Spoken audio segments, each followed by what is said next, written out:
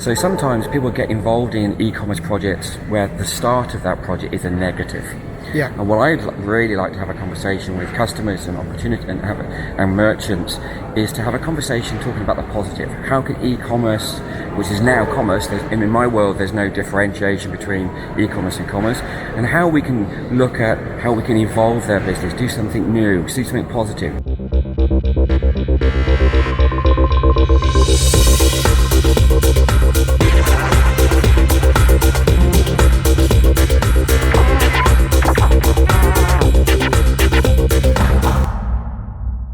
Okay, so most of my career I've been in infrastructure sales, but clearly I was really interested in getting more into the application stack, and I had an opportunity to join the Drupal guys, Acria at the time, and that's really on a kind of an evolution of my career to get into open source software. I've been involved in Linux for years, and then Drupal, also based on open source.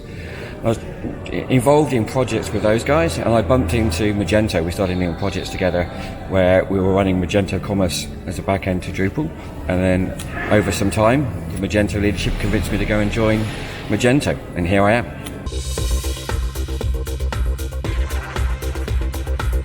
I think, I'm not sure if it's a frustration. I think, and funny enough, we're here in Meet Magento in Poland, and I think what I was talking about is people, when we're making e-commerce projects, a lot of people are upgrading from a legacy project, or they're forced to look at e-commerce because of the physical retail pressures that everyone is under.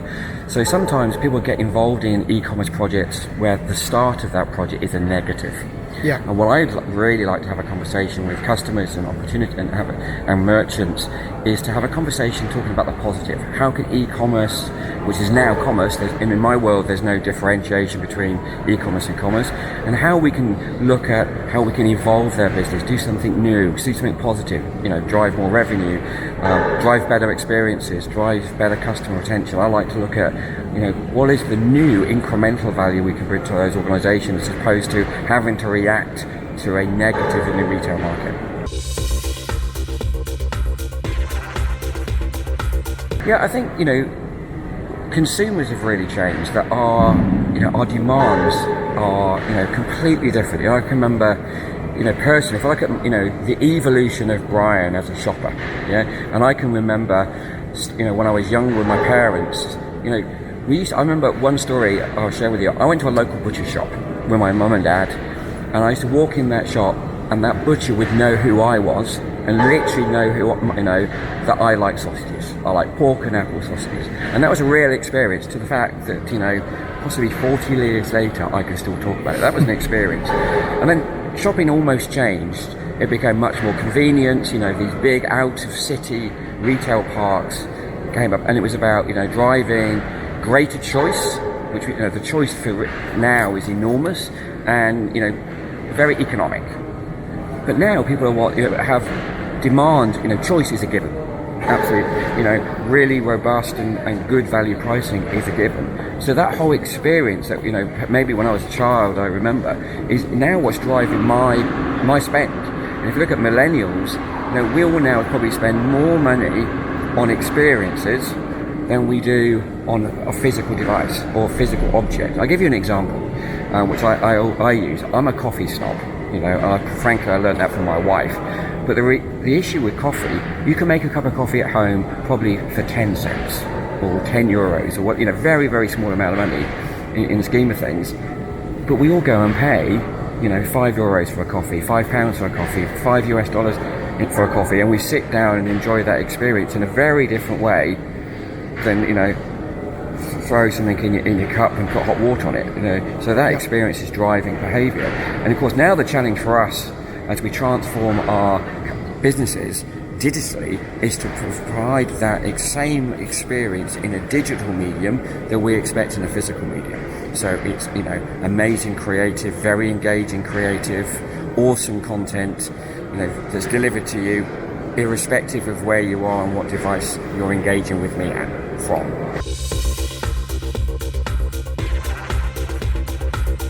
I'm very fortunate at Magento. I have the opportunity to speak to hundreds of e-commerce merchants every single day in my career at Magento. And I have to say, some of the amazing innovation, which is probably, leading the world, is what I call in that mid-market. Clearly there's very, very large organizations that are transforming retail. Probably the most obvious one that we all talk about is Amazon. They've now raised the bar in terms of what people expect. I think I mentioned yesterday in my keynote here in Poland that Amazon's almost become the Google of shopping. However, I also said yesterday about a very small pizza delivery company that's created an app that knows where I am. It knows my behavior, i.e. it would automatically deliver a pizza to me based upon the time of day I hit a particular location. That type of experience innovation, and that's just one example, is coming from the mid-market. And the reason for that, if they develop in a very agile way, their speed to market is so much faster than any enterprise. And if you have that agility and that creative thinking, you can innovate faster than a large company, and therefore, quite frankly, you can take advantage of that window of opportunity between your innovation and the large corporates taken up, and that's the opportunity for those small businesses to grow and frankly make good margin. And I think, for me, we live in a market economy. And what I mean by that, the days of economics having borders in quite the same way. If you look at the internet, probably the internet is an amazing example, sometimes good and sometimes bad, but primarily good in my view, of extending, collateral, information, transferring data globally. So, I don't foresee, apart from any political reasons why that will not generate growth for us all. There are so many examples of small mid-market brands that have become global and have global reach because of the flexibility, the internet gives us. It's still relatively young, I agree.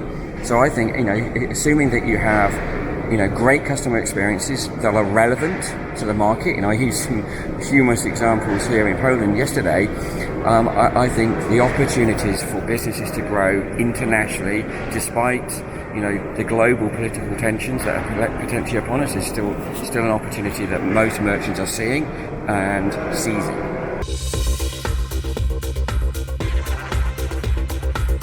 I would go back to what was behind your question around experience. I think I'll probably say two things actually on reflection. One of which is definitely focus on the end-to-end customer journey. From a commerce standpoint, let's think about that really clean, content-driven, amazing creative to engage, to attract that audience. Look at the shopping experience and make it as frictionless as possible. A great checkout, taking advantage of all the modern paying networks. Also linked to shipping logistics, so that because I know I look at me personally, if this interview is going to be watched by my wife, I'm in trouble. But what I mean by that is I make procurement decisions based on the absolute delivery date, because I'm possibly doing things last minute.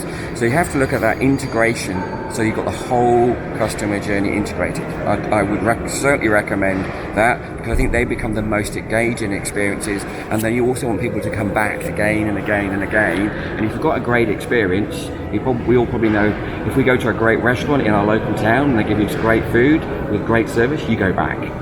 Exactly the same is true in the digital world. So I'd really ask people to focus on that. And then I think the second thing I would stress is, when you're innovating today and when you're designing technology, there is a sense to, innovate yourself. And I think, one of the things, and I've had conversations here in Poland and across Europe, but there's amazing tools. There's amazing content creation tools, amazing creative tools, amazing commerce tools, amazing shipping tools. I would urge people to look at how they can use off-the-shelf technology to build your platform, so that you can innovate around the experience, around the customer journey, rather than innovation around the actual developing of a platform. And the reason I say that, this market is changing so fast, and the least amount of customization that you do inside your own business, the better, because then the flexibility of whatever happens next, you better move that much faster. I've seen so many examples for the right reasons. When commerce started, we all developed software and then we customize it to meet a particular need in the market, because, frankly, enterprise software companies like Magento, we were not in front of that. I think we're now in a much stronger position, clearly with Adobe, to avoid the need to do customization. Customization can become expensive, but I'm less concerned about the expense, although clearly all of our merchants will be. Yeah. I'm more concerned about shutting the door on what the next innovation will be, and particularly in the mid-market, the speed of innovation is the speed of differentiation, and differentiation is an opportunity for your brand to become internationally recognized and for the business to grow.